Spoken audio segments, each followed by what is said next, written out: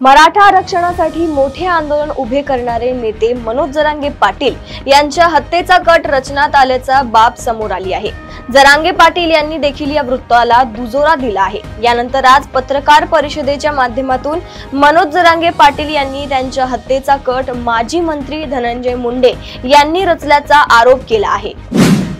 मतदार याद्यांमध्ये असलेल्या घोळाचे दररोज नवीन पुरावे बाहेर येत आहेत।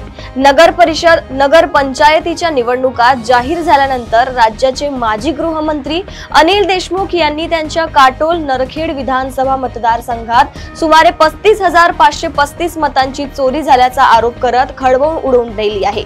भाजपने मध्य प्रदेशमधून कार्यकर्ते आणून मतदान केल्याचा दावाही त्यांनी केलाय।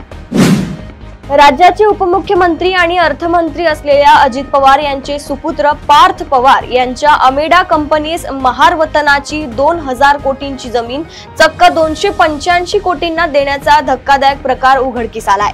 हे प्रकरण समोर आल्यानंतर तहसीलदार, उपनिबंधकांना निलंबित करून तसेच नजर चुकीचे कारणे सांगून कारवाईची नौटंकी ही धूडफेक आहे।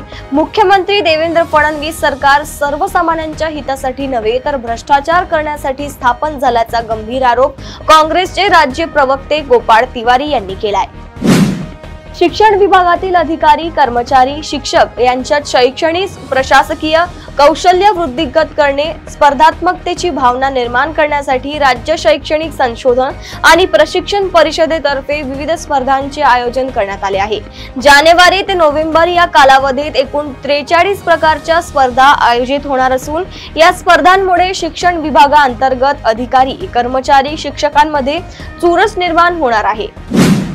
ज्यांनी लहानाचे मोठे केले, आपला जीव ओवाळून टाकला, त्याच जन्मदाता आई वडिलांची मुलाने झोपेत असताना कुऱ्हाडीने घाव घालून हत्या केली, त्यानंतर स्वतः गळफास घेऊन आत्महत्या केली। ही भयंकर घटना, तितकीच हृदय हेलावून टाकणारी घटना चिखली तालुक्यातील सावरगाव डुकरे येथे बुधवारी रात्री घडली।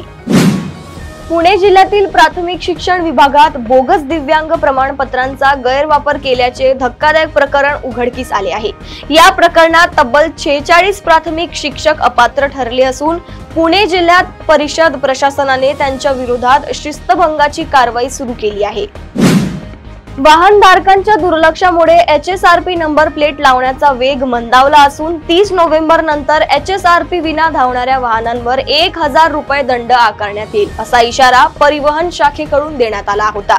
परंतु वाहनांची संख्या पाहता आणखी मुदतवाढ मिळणार का हे पाहावे लागणार आहे।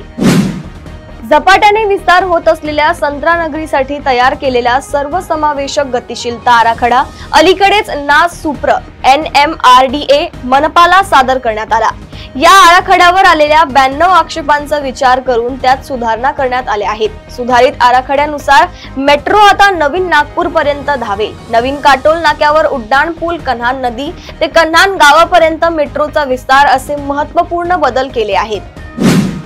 राजापूर तालुक्यातील नाटे येथील नाटेनगर विद्यामंदिर व कला वाणिज्य कनिष्ठ महाविद्यालय नाटे येथे शाळेतील विद्यार्थ्यांसाठी आलेला पोषण आहाराचा तांदूळ चोरीचा धक्कादायक प्रकार उघडकीस आलाय।